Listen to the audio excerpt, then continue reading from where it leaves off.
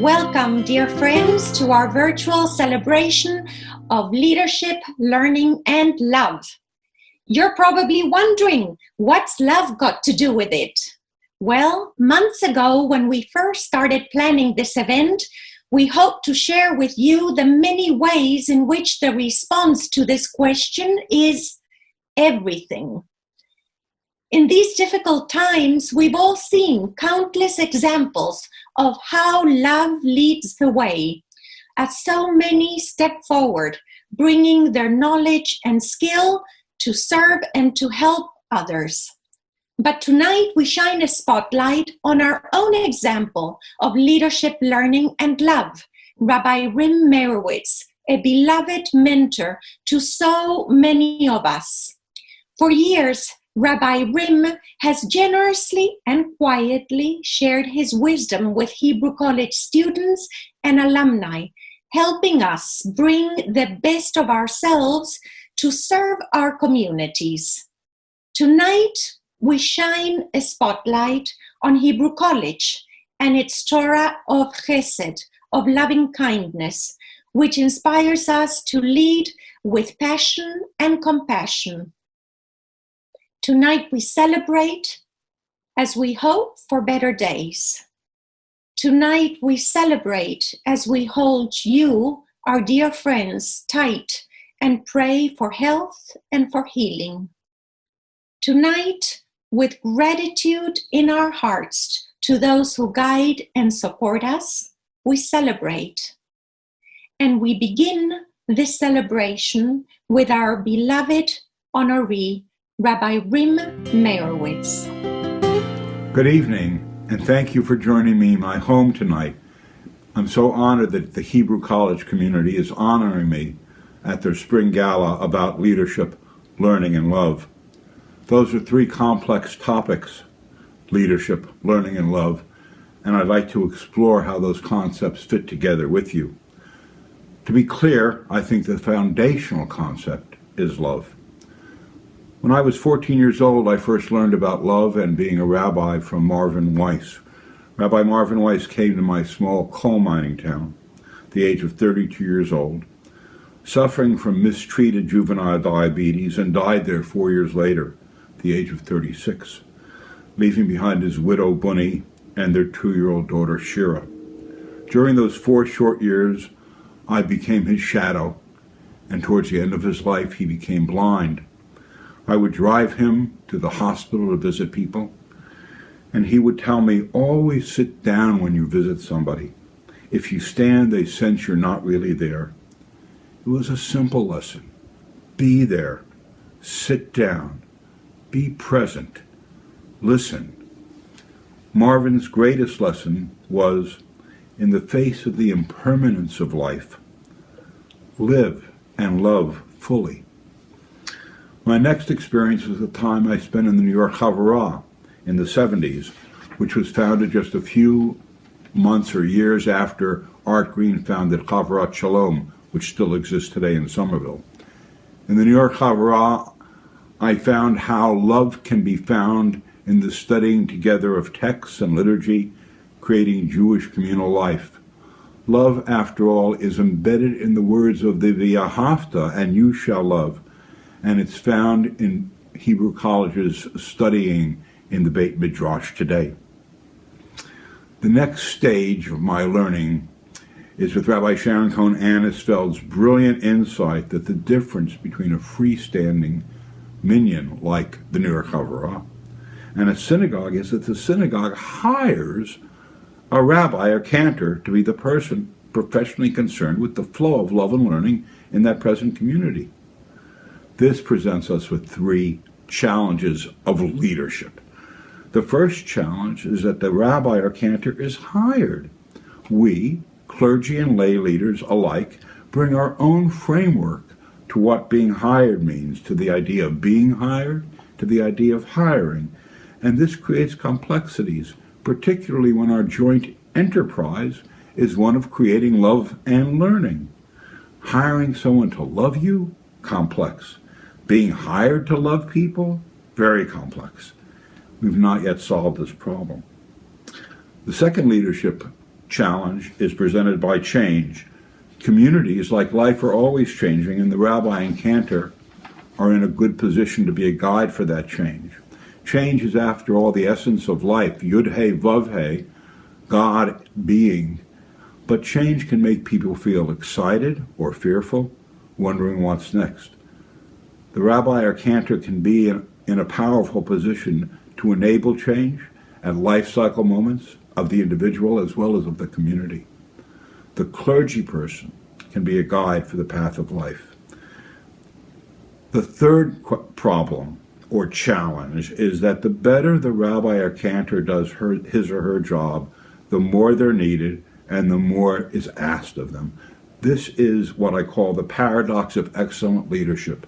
The better you are at your job, the harder it gets. So we need to include others to form a communal cycle of learning and love, which includes and nourishes everyone, clergy included. How do we find these partners who work with us and care for us? The cantor and rabbi and educator find partners by listening, asking, inviting, offering, opening a door for someone to bring in his or her gift of music, the gift of story, the gift of social action, the gift of concern, the gift of exact organization, the gift of making lists, the gift of being creative, to make a community into a life raft which can be a savior to both in the best of times and in stormy times like we experience today. Now, Hebrew College is blessed with excellent leaders who are in turn blessed to turn out excellent leaders serving our community in so many ways. Having a virtual gala is in itself an act of leadership. The power of religious community has never been more needed. I urge each of you to support the community and each other and to accept support in return. I'll end by telling you on Marvin Weiss's tombstone what it says. A dearly beloved man who had the courage to sing of life. May we all be blessed with this loving courage.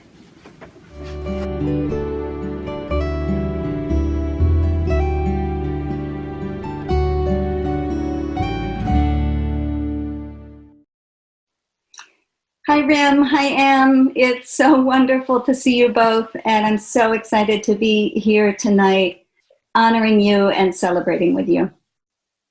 Rim, thank you for that stunning and quintessentially Meirowitzian teaching. When we first asked if we could honor you at our spring event this year, you graciously accepted, and then you immediately added, "But this honor is not for me alone." You said this honor is for all of those on whose shoulders you stand, for all of the stepping stones across the stream, for all of the people who've reached out to you over the years and extended a hand. And I thought to myself, this is not about false modesty. You are not one to waste precious time and breath on false modesty, on false anything, really. I thought, no, this is about faith. This is about your unwavering faith in the deep truth of our interconnection. Your exquisite attention to attribution, in the deepest and broadest sense, has illuminated for me the ancient teaching of our sages from Pirkei Avot. Kol haomer davar b'shem omro, mevi geula la'olam. Anyone who says something in the name of the person who said it brings redemption to the world. One might ask, isn't it a touch dramatic to talk about the ripple effect of a footnote by talking about redemption? But I've watched as you give credit every chance you get, never for a moment being concerned that you will be diminished by lifting up someone else's light. You teach us, you show us how attribution is not about an idea belonging to any one of us. It's about all of us belonging to each other. You show us how giving credit is a way of recognizing our influences, which is to say our dependence, which is to say our limits, which is to say our love. You have said this honor is not your own. And so I want to say to you now, this blessing is not my own. It comes from the countless people whose lives have been touched by your love, directly and indirectly. Like stepping stones across a stream, like skipping stones across a pond. This blessing comes from all the people who, although you can't see them, are supporting and celebrating you tonight, accompanying you as you've accompanied them, listening because of the way you've listened to them, wisely and honestly and bravely, inviting them to tell the truth about their lives by telling them the truth about your own. Their blessings, their stories of the loving influence that you've had on their lives and on the lives of the people they serve are being gathered in a beautiful bound volume, which we will be sharing with you soon after this event. And we hope you'll be able to savor it for many, many years to come.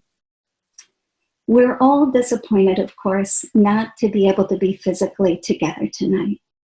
But it actually reminds us of something we already know, which is that the ripples of your love have always reached beyond what the eye can see, beyond what the hand can touch, beyond what a single lifetime can contain. Hazorim b'dima, berina yiktzoru. Those who sow in tears will reap in joy. May you rejoice in the flowering of all the seeds you have so quietly and patiently and tenderly sown. And may you, together with your beloved Anne, who has also brought such abundant gifts to our community. May you both continue to have the courage to sing of life, to celebrate harvests, known and unknown. Thank you so much, and Mazal Tov.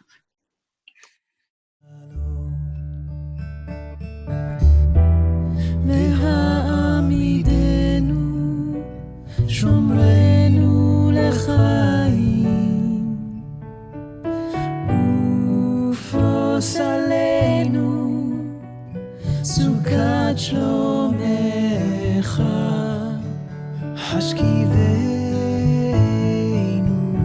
השכיבנו אדוני אלוהינו לשלום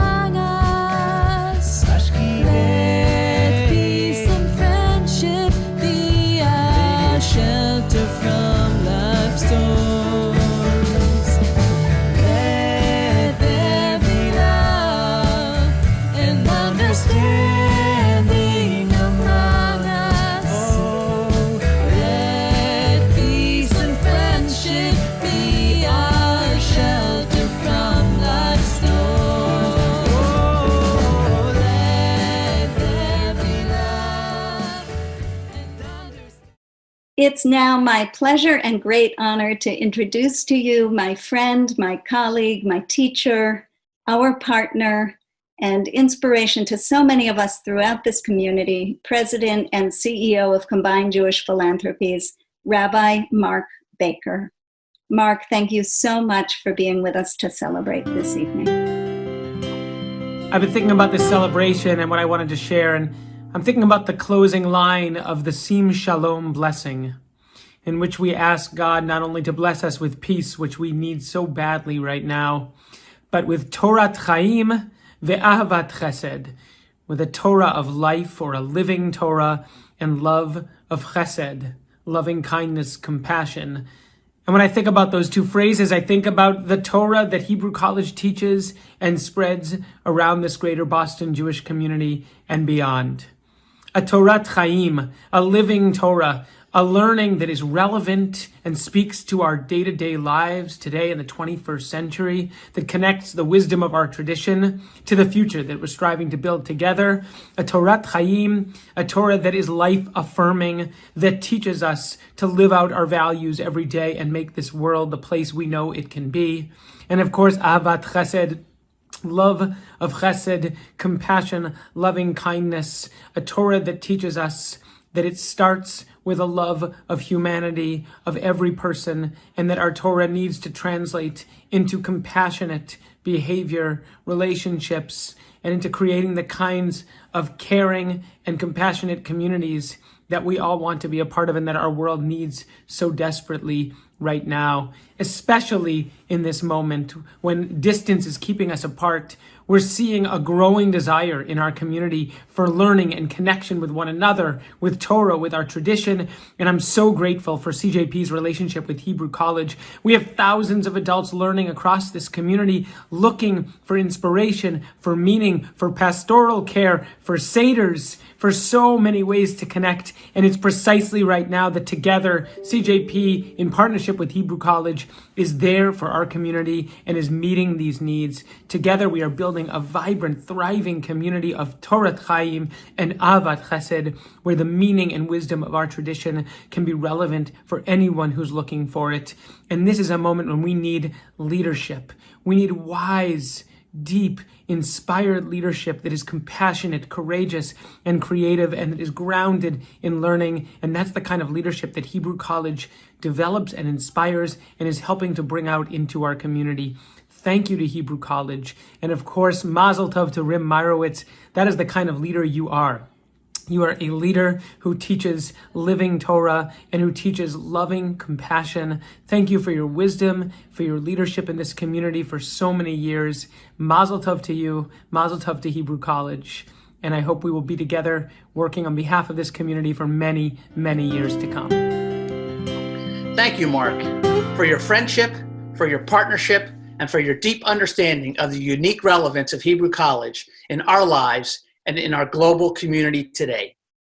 I'm very proud of the faculty, staff, students, and alumni of Hebrew College, of the ways in which the college both continues its regular work and takes on additional challenges as it responds to the hardships faced by this pandemic. That is leadership, learning, and love. That is also our theme this evening, as embodied by Rabbi Rim Meirowitz.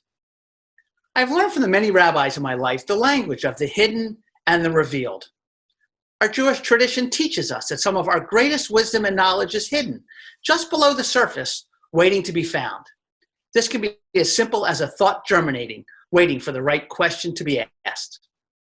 And like a tree whose roots grow as deep as its branches go high, everywhere we turn, life is so much more than meets the eye.